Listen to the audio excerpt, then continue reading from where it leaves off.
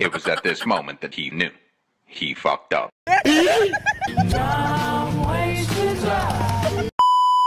Ako si Mekong, aka. At ito naman ang aking pamangkin na si Tonton. Apang kami, Jai Kalapaw ni Bayaw. Tara guys, samahan nyo kami. Nagkulit kami dito nga ubing sang karapilit na nga, Tito marunong na ako mag-drive, Tito marunong na ako mag-drive, kitakman tila yung madamdama balong.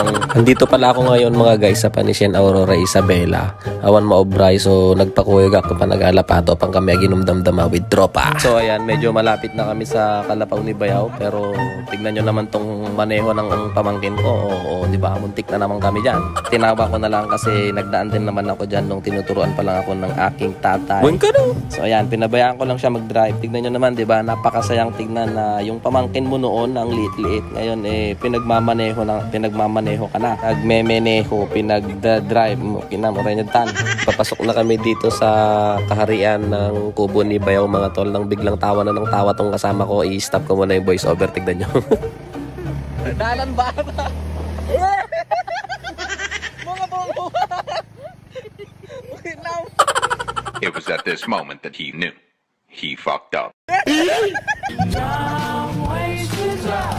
Oh shit!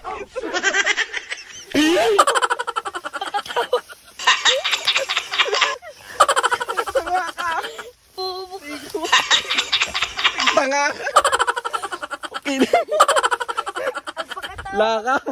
Lakad doon.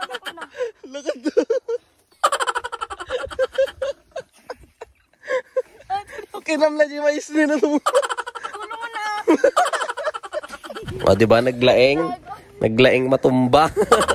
Pero okay lang, expected ko naman talaga na matutumba kami dyan sa part na yan kasi sobrang tataas na mga damo dyan mga tol. Kaya tinawa ko na lang din yung nangyari para magsilbing aral sa bata yung nangyaring pagtumba kasi partes naman yan ng pagsisimula sa pagdadrive ng motor. Kailangan mo munang matumba para kailangan mong tumayo sa sarili mong mga paa.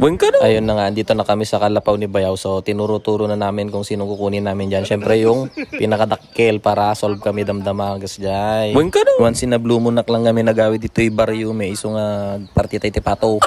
So yun mga guys, inuna na ni Bayaw yung pato sa karayan para partin na nila kasi nagbayag gamin dagiti kakadwa kaslada lang babaeng agkutkuti nga eh. Yung mga taga Aurora dyan na nangangailangan ng buhangin, nagpapagawa ng bahay, PM dak lang abot ako free delivery dito pre-taste pa na pintas nga klase. Ayun na mga guys, after 30 minutes Diyos ko, andito na kami sa Kalapaw. Shoutout kay Ninong, siya yung nag-imbita dito sa amin, siya din yung nag-sponsor ng alak at pulutan. Yo, shoutout sa Ninong, shoutout din sa mga kasama kong tropa na nandito ngayon. At syempre kung nakarating ka dito sa video na to, paki-like and share naman yung video guys.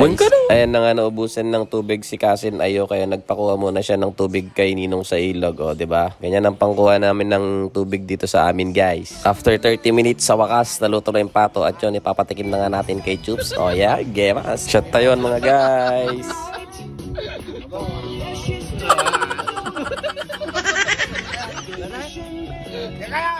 Nag-imot ka! May salaga naman ang mga